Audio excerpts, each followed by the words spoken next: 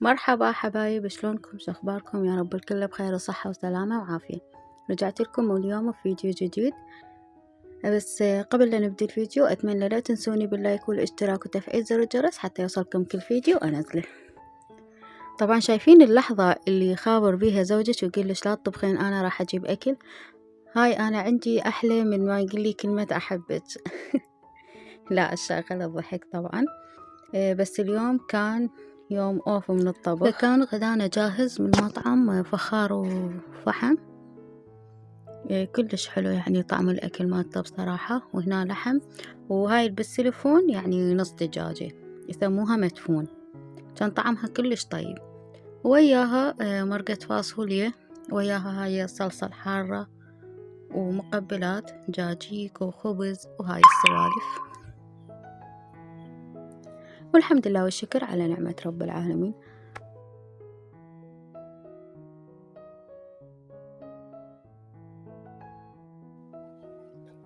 طبعا وهنا حبيت أشارك وياكم جزء من مشتريات شهر عاشور.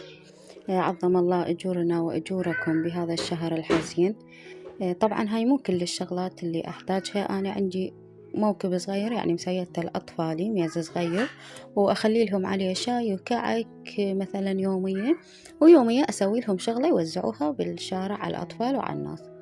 فهاي مو كل الشغلات يعني كاملة، أكو شغلات منها أحتاج إني أجيبها عادي يمي أسواق.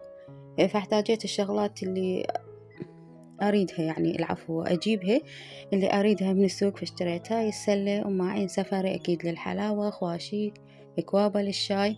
وهذا القماش مكتوب عليه يا عباس، وعليه صورة الإمام العباس عليه السلام، راح أخليه بالحائط.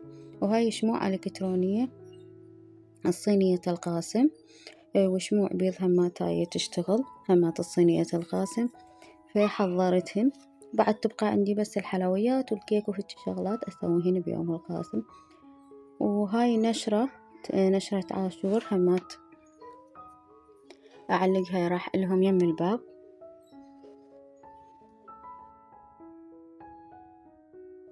أكيد هسه كلها تحضر لهذا الشهر وتشتري وتحضر شغلاتها.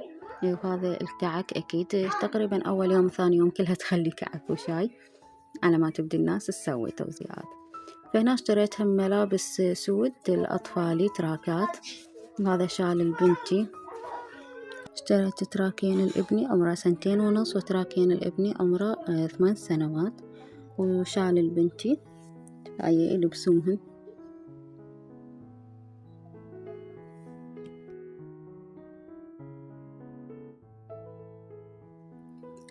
وهنا صادف بالليل طلعنا شوي نغير جو ورحنا للأرندس، أكيد اللي بالبصرة يعرفونه، مرطبات وحلويات وهيك شي. فأخذنا الأطفال بالسيارة ورحنا شوي غيرنا جو وشمينا هوا. وهنا أول ما دخلنا حبيت أصور لكم هذا الكيك أشهيكم شوي.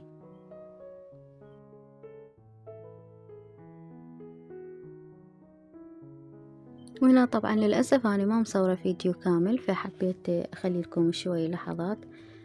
طلبنا هناك كنافة بالجبن وجيلاتو،